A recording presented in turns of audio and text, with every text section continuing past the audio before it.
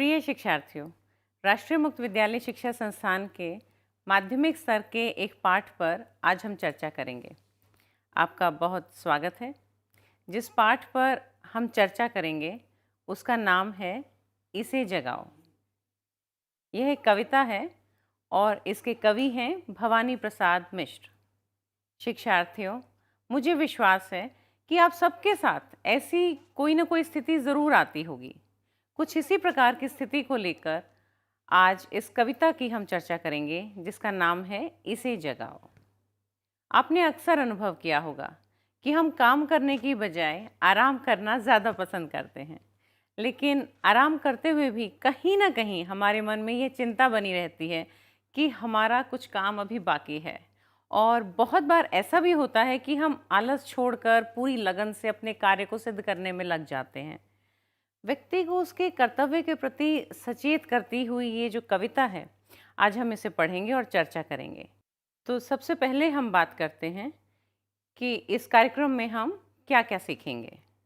तो हमारे उद्देश्य हैं, समय पर सजग रहने का हम महत्व स्पष्ट कर सकें। समय पर सजग रहने का क्या महत्व है?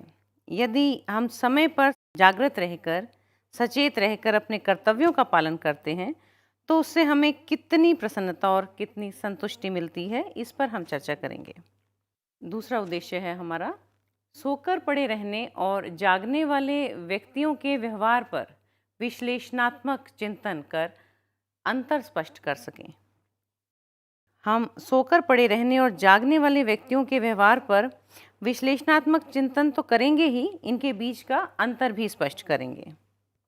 हमारा अगला उद्देश्य है, किसी विपत्ति से घबराकर भागने और लक्ष्य को ध्यान में रखकर चलने में अंतर के बारे में उल्लेख कर सकें। हम बता सकेंगे कि किसी विपत्ति से घबराकर भागने और अपने लक्ष्य को ध्यान में रखकर चलने के बीच कितना महत्वपूर्ण अंतर है। साथ ही हम यह भी वर्णन कर सकेंगे कि जीवन में समय नियोजित करके चलने का कितना महत्व है। इसके अलावा हम इस कविता के काव्य सौंदर्य को स्पष्ट कर सकेंगे और साथ ही इस कविता की भाषा कैसी है उस पर भी टिप्पणी कर सकेंगे। शिक्षार्थियों, क्या आपने कभी गौर किया कि नींद में रहने को हम सोना क्यों कहते हैं और नींद से उठने को जागना क्यों कहते हैं? आमतौर पर जागने का क्या लक्षण होता है? हरकत में आना, काम में लग जाना या सावधान हो जाना। इसीलिए कविता और गीतों में व्यक्ति, समाज या देश को जगाने के लिए आह्वान किया जाता है। यह अक्सर कहा जाता है और आप लोगों ने भी यह सुना होगा कि जो सोवत है सो खोवत है, जो जागत है सो पावत है। इसी तरह जागना शब्द की तरह ही चलना शब्द का प्रयोग भी मनुष्य को गतिशील बने रहने, कुछ कर गुजरने की प्रेरणा देने के लिए होता है। उदाहरण लेते हैं, जैसे कहा भी जाता है, कविता में भी है कि वीर तुम बढ़े चलो, धीर तुम बढ़े चलो। तो आइए ये कविता पढ़ते हैं। कविता का शीर्षक है इसे जगाओ। ये कविता कुछ इस प्रकार है। भाई सूरज, जरा इस आदमी को जगाओ। भाई पवन, जरा इस आदमी को हिलाओ। यह आदमी जो सोया पड़ा है, जो सच से बेखबर सपनों में खोया पड़ा है। भाई पंछी, इसके कानों पर चिल्लाओ। भाई सूरज, जरा इस आदमी को जगाओ। इन पंक्तियों में कवि द्वारा सूरज, हवा और पक्षी, इन तीन उपादानों को संबोधित किया गया है और संबोधन का तरीका बहुत ही आत्मीय है, जैसे हम अपने घर में परिवार के किसी सदस्य से बात कर रहे हों। भाई सूरज, भाई पवन, भाई पंछी। शिक्षार्थियों, आप जानते ही हैं कि सूरज हमें जीवन देता है। वह हमें प्रकाश तो देता ही है, ऊष्मा भी देता है, जो इस संसार को प्राणवान बनाए रखने के लिए अनिवार्य है। इधर सूरज निकलता है और उधर मनुष्य और पशु पक्षी जागते हैं और रोज़मर्रा के काम में जुट जाते हैं। जीवन को सुचारू रूप से चलाने के लिए प्रकृति का दूसरा अत्यंत आवश्यक तत्व है हवा। हवा लगातार कभी तेज़, कभी हल्की, कभी बहुत हल्की चलती है। हवा हमेशा गतिशील रहती है और सक्रिय रहती है। प्रकृति के जीवंत होने का एक और लक्षण भी है, पक्षियों का कलरव, यानी पक्षियों का चहचहाना और उनकी अन्य आकर्षक गतिविधियाँ। हम सबके साथ अक्सर ऐसा होता है कि हम पक्षियों के चहचहाने की मधुर आवाज़ से जग जाते हैं। अब आप कल्पना कीजिए कि कोई व्यक्ति सोया हुआ है और आपसे उसे जगाने के लिए कहा गया है, तो आप उसे जगाने के लिए क्या करेंगे?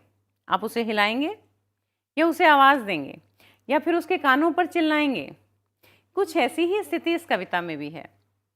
इस कविता में एक सोए हुए आदमी का चित्र है, मगर यह जो सोया हुआ आदमी है वह नींद में सोया हुआ नहीं है, बल्कि जैसे सोने वाला आदमी आसपास के वातावरण से बेखबर रहता है, उस तरह सोया हुआ है। उसी तरह यह आदमी इस अर्थ में सोया हुआ है कि इसके इर्द गिर्द की दुनिया में क्या कुछ घटित हो रहा है उसे पता ही नहीं है।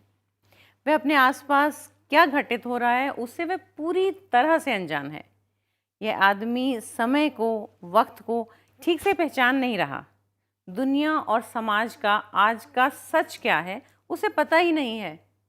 वह इस सबसे बेखबर सपनों में खोया हुआ है। तो क्या आप सपने देखने और सपनों में खोए रहने में अंतर बता सकते हैं? जी हाँ, आप बिल्कुल सही सोच रहे हैं। सपने देखना और सपनों में खोए रहना ये दोनों अलग अलग स्थितियां हैं। सपने देखना आदमी की ज़िंदगी का महत्वपूर्ण अंग है। हम भविष्य के लिए सपने बुनते हैं और सपनों को साकार करने के लिए प्रयत्न भी करते हैं। लेकिन ध्यान दीजिए कि सपनों में खोए रहने का अर्थ है केवल कल्पना में डूबे रहना, जीवन में निष्क्रिय होना। जो आदमी सपनों में खोया रहता है वह सपने के सच को पाने के लिए प्रयास करने का समय खो देता है और नींद टूटने पर खुद को वहीं का वहीं खड़ा पाता है। तो शिक्षार्थियों, आपने ध्यान दिया कि कवि ने आम शब्दों का प्रयोग कितनी सुंदरता से किया है और शब्दों के चयन में ऐसी सावधानी बरती है कि बात तो विशेष है लेकिन शब्द बहुत आसान। हमारे आसपास बहुत से ऐसे लोग होते हैं जो समय के सच को नहीं पहचानते, उसके साथ नहीं चलते और अपने हवाई किले बनाते रहते हैं। दरअसल वे लोग आंखें खुली होने के बावजूद सोए हुए व्यक्ति के समान हैं। शिक्षार्थियों, इस तरह की अनेक कहानियाँ आपने बचपन में पढ़ी होंगी या सुनी होंगी।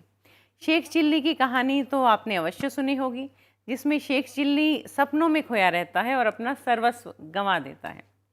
इसी प्रकार आपने टेलीविज़न पर बहुत पहले मुंगेरी लाल के हसीन सपने सीरियल देखा होगा, जिसमें मुख्य पात्र मुंगेरी सपनों में ही खोया रहता है और उसे कुछ हासिल नहीं होता। इसी तरह कवि सूरज से ऐसे व्यक्ति को जगाने के लिए कहता है, उसके भीतर क्रियाशीलता की गर्मी भर देने के लिए कहता है। वह हवा से कहता है कि वह उसे हिलाकर उसकी नींद को भंग कर दे, उसे जगा दे, उसके अंदर हरकत पैदा कर दे ताकि वह उठे और समय के साथ कदम मिलाकर चल पड़े। कवि पक्षी से अनुरोध करते हुए कहता है कि वह उस व्यक्ति के कानों पर चिल्लाए ताकि वह अपने सपनों से जागे और उसका ध्यान अपने सपनों की दुनिया से निकलकर जीवन की वास्तविकता की ओर आए। वह वर्तमान के सच को पहचान कर अपनी सही भूमिका सही समय पर तय कर सके और लक्ष्य की प्राप्ति में जुट जाए।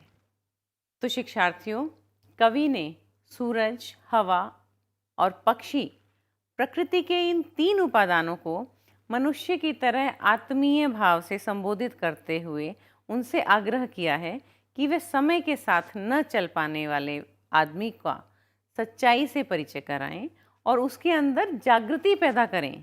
यह प्रयोग बहुत ही सुंदर है। ये तीनों मानव जीवन के आरंभ से ही उसके सबसे अधिक निकट के साथी हैं। जगाना, हिलाना और चिल्लाना सोए हुए व्यक्ति को जगाने के तरीके हैं तथा इनके लिए सूर्य, वायु और पक्षी से अनुरोध करना कविता के सौंदर्य को और अधिक बढ़ा रहा है। जैसा हमने पहले भी बात की, सूर्य, पवन, पक्षी प्रकृति के ही अंग हैं और मनुष्य के साथी भी। प्रकृति सोए हुए व्यक्ति को जगाती है। जीवन में सोए हुए प्राणी को जागने की प्रेरणा देने में कवि प्रकृति को आधार बनाता है। तो हम कविता को आगे बढ़ाते हैं। अगली पंक्तियां हैं।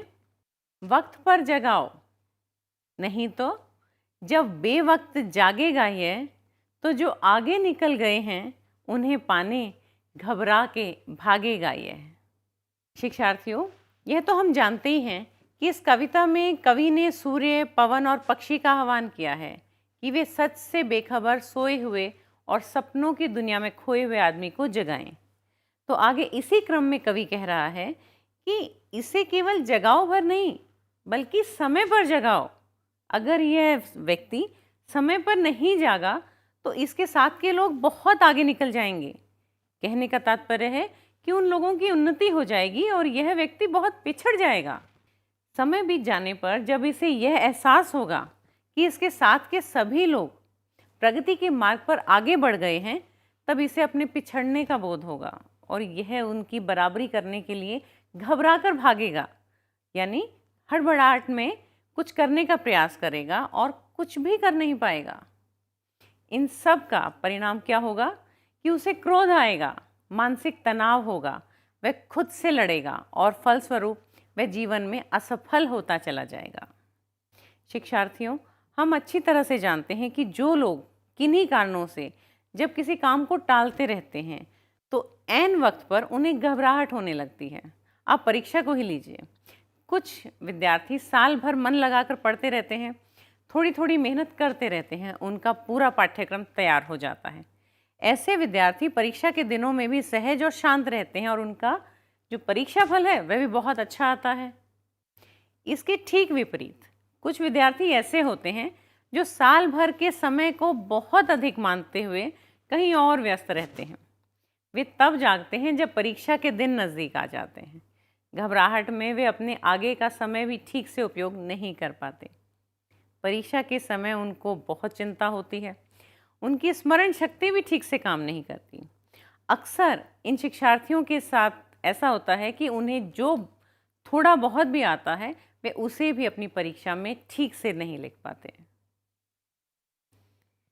तो हम कविता को आगे पढ़ते हैं। आगे की पंक्तियां हैं।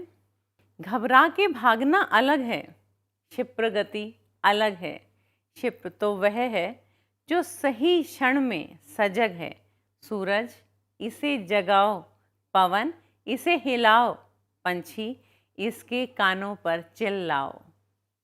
तो शिक्षार्थियों, हम चर्चा कर चुके हैं कि कवि ने सच से बेखबर सोए हुए आदमी को समय पर जगाने का अनुरोध सूर्य, पवन और पक्षी से किया है।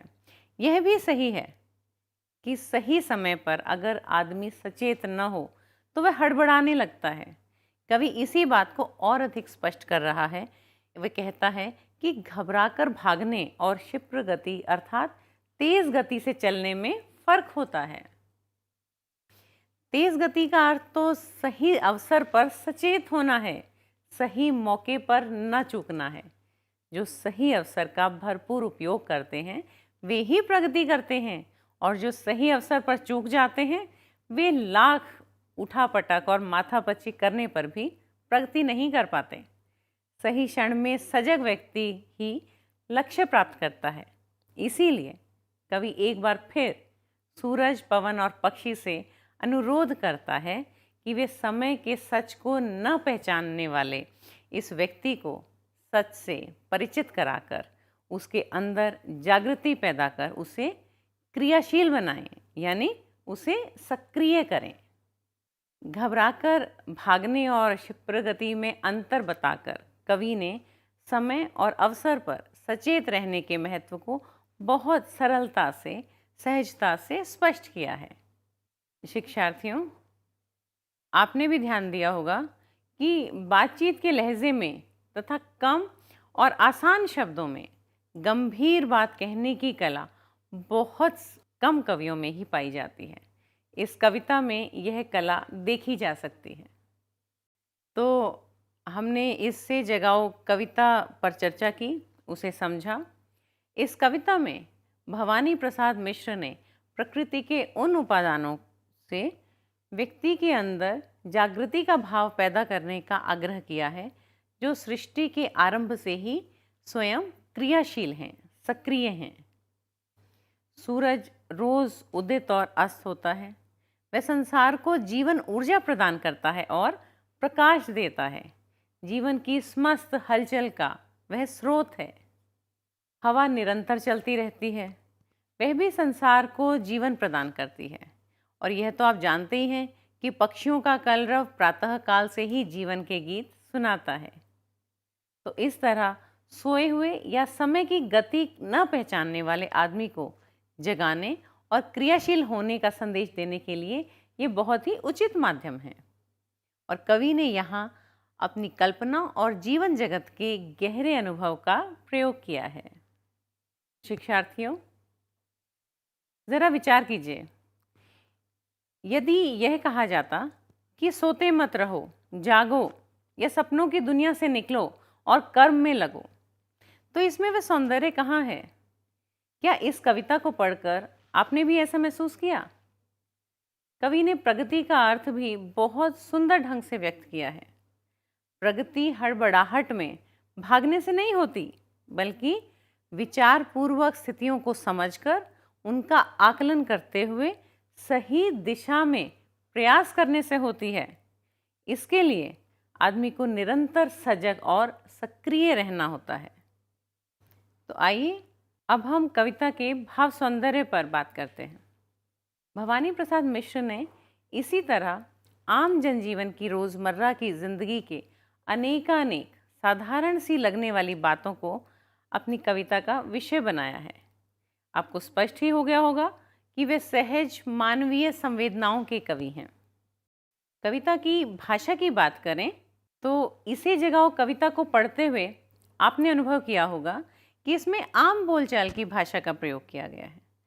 अन्य कविताओं से तुलना करने पर हम पाते हैं कि भवानी प्रसाद मिश्र कविता में चमत्कार पैदा करने के लिए अप्रचलित या संस्कृतनिष्ठ शब्दों का प्रयोग नहीं करते।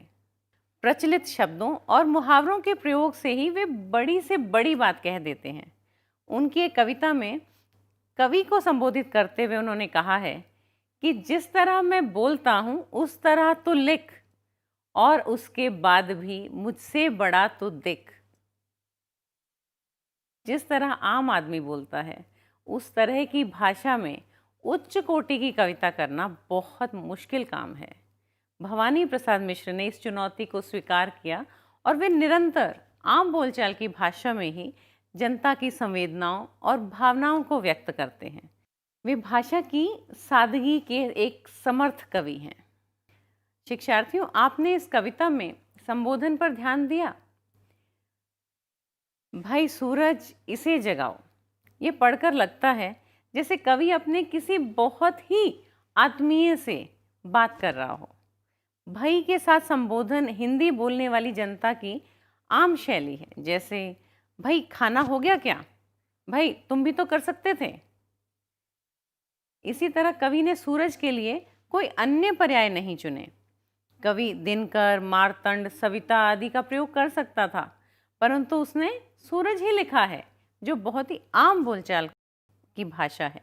इसी तरह पंछी आदि भी आम बोलचाल के ही शब्द हैं। जैसे आपको स्पष्ट ही हो गया होगा कि कविता में बातचीत की शैली अपनाई गई है। कवि मानो सूरज, हवा और पंछी से जो उसके नितांत अपने हैं, अपने ही साथी को जगाने का अनुरोध कर रहा हो और फौरन जगाने का कारण बताकर उन्हें तर्कसंगत ढंग से समझा रहा हो। तो शिक्षार्थियों, आज हमने इस कार्यक्रम में इसे जगाओ कविता पर चर्चा की। कार्यक्रम के अंत में हम एक बार फिर से दोहरा लेते हैं कि इस कार्यक्रम में हमने क्या सीखा। तो आज हमने सीखा कि इस कविता में आदमी को जागरूक बने रहने का संदेश दिया गया है। सपनों में खोए रहने वाले आदमी को वास्तविकता से परिचित कराने की आवश्यकता बताई गई है। दिशाहीन भटकने की अपेक्षा सोच समझकर प्रयास करने को महत्व दिया गया है। इन विचारों को व्यक्त करने के लिए प्रकृति के उपादानों का इस्तेमाल किया गया है। भवानी प्रसाद मिश्र सहज मानवीय संवेदना के कवि हैं। उन्होंने अपनी कविता में आम बोलचाल की भाषा का प्रयोग किया है।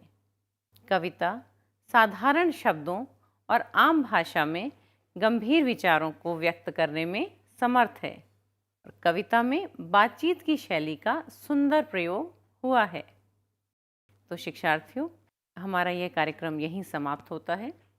मैं आशा करती हूँ कि इस कार्यक्रम से आपको यह कविता समझने में और भवानी प्रसाद मिश्र की काव्य शैली समझने में काफ़ी मदद मिलेगी। धन्यवाद।